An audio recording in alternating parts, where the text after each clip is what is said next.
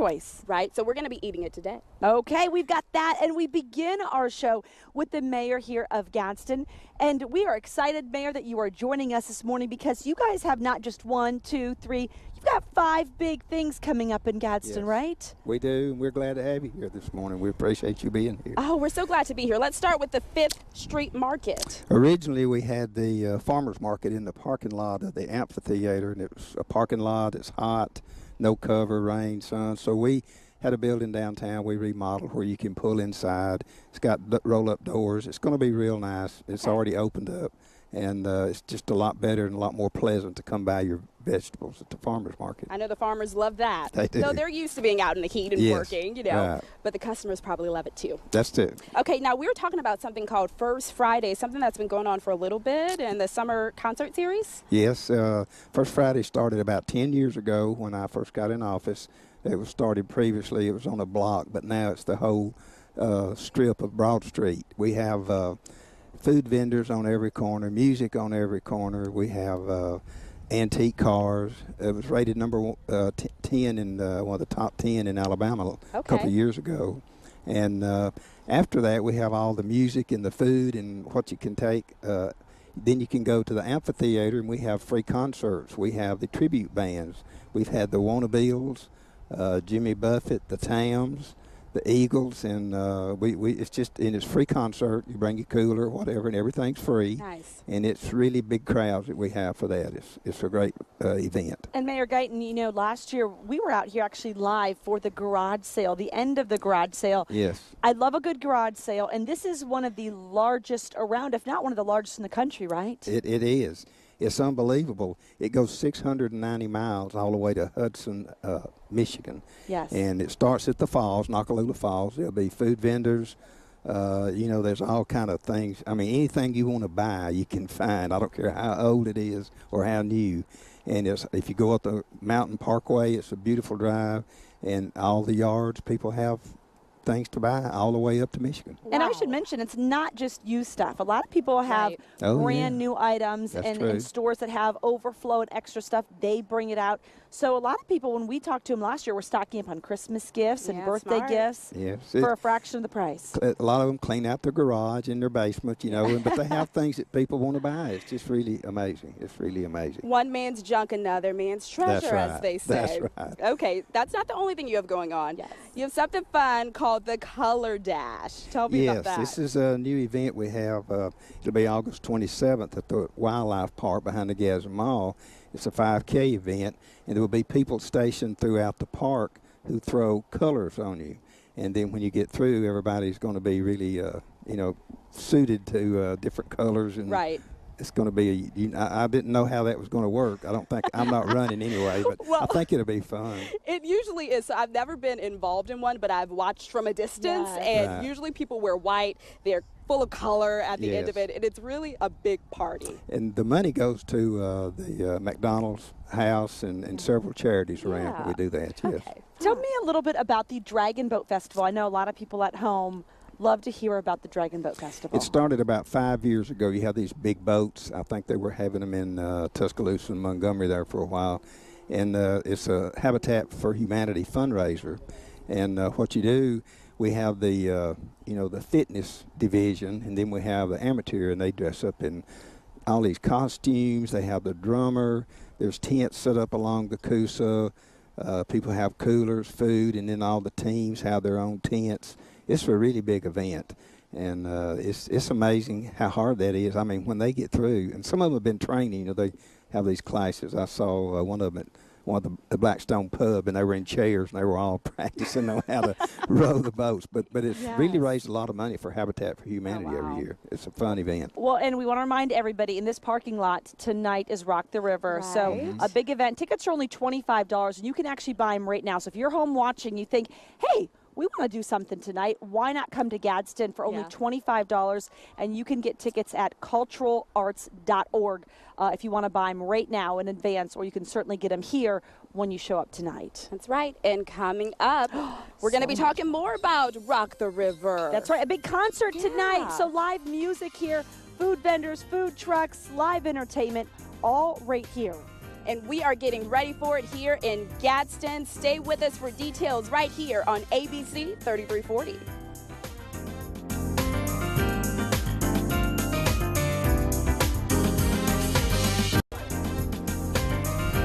And welcome back to Talk of Alabama. We are live from Gadsden this morning. We are here at the Coosa Landing for our very special hometown focus.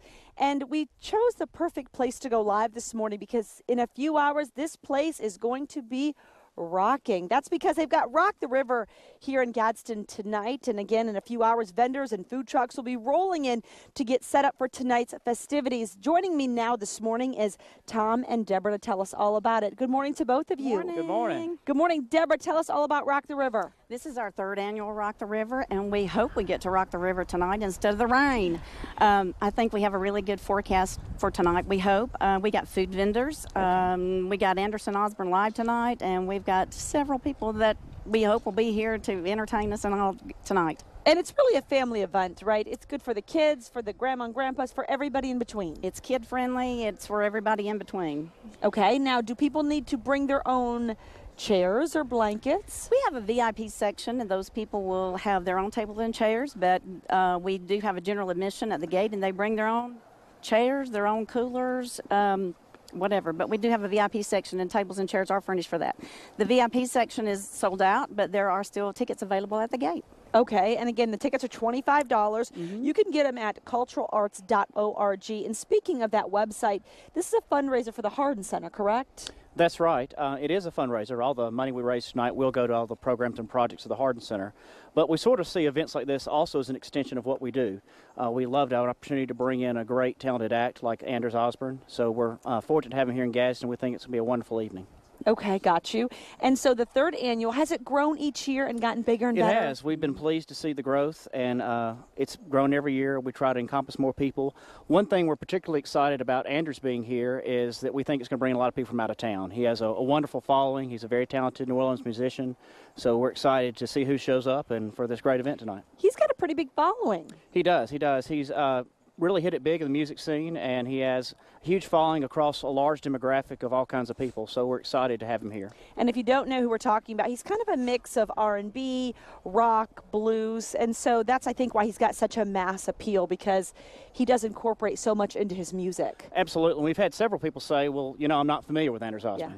And the great thing is you don't have to be. He's a wonderful musician that it's sort of it's fun to listen to. So even if you're not familiar with him already, we encourage people to come out tonight because we're guaranteed to have a great show. And if viewers are at home watching right now, they can obviously get tickets here when they show up, but they can also get them online at culturalarts.org for $25, right, which is nice because then you can just get that part out of the way and show up and be ready to have a great time. And speaking of a great time, food trucks, vendors. Absolutely. So as we said earlier, you can bring your lawn chair and your cooler, but if you don't bring everything you need, there'll be a bunch of food vendors here also with lots of great snacks to have tonight. Now, I see the boat launch just over my shoulder here. Mm-hmm. Will there be boats going in and out, or how does that work? There will be. You'll have to have a ticket to get off your boat. We'll have to sell you one. Okay. But this is a boat launch facility, and we're very fortunate. The City of Gadsden is a great partner for us, and they allow us to use this venue every year, and we think it's a beautiful place here, as you can see, along the river to do a concert.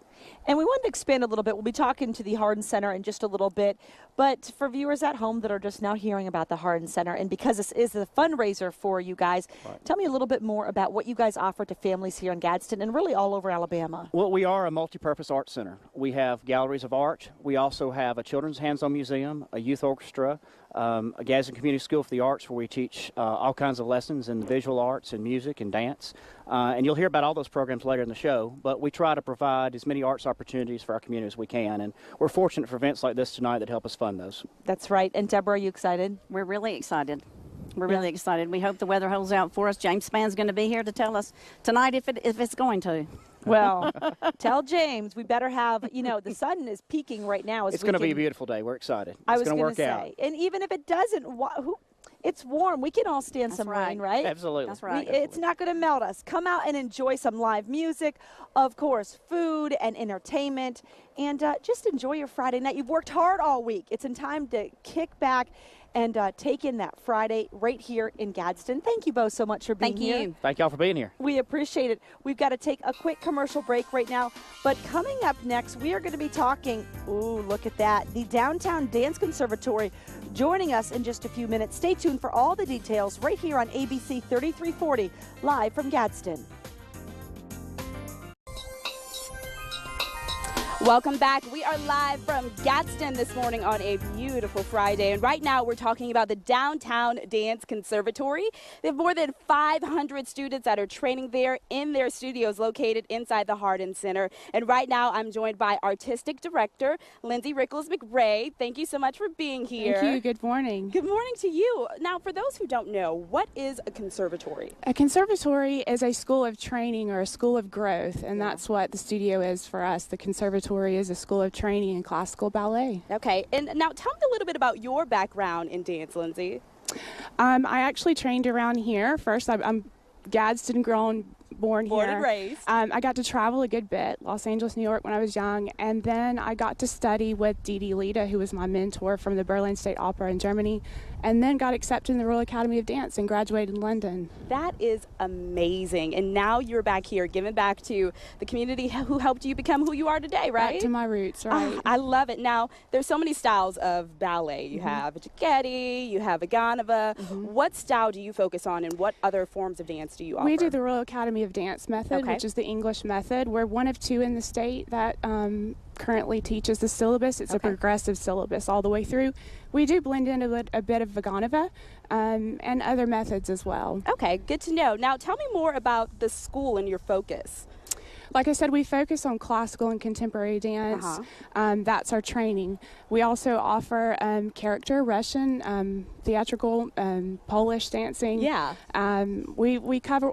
We also love to bring in master classes of different genres whenever we can. Yeah, those are so special. I can remember some of the master classes that I've taken in the past, and they really just stretch you and make you become a well-versed dancer. Right. Now, talk to me about the different levels within the dance conservatory. We have our Imagidance program, which is for our 3- and 4-year-olds. It's a program I actually created. It's based on classical ballet technique, but every week's a different theme. So, for instance, Butterfly Week might teach the port de bras, which is the movement of the arms, and so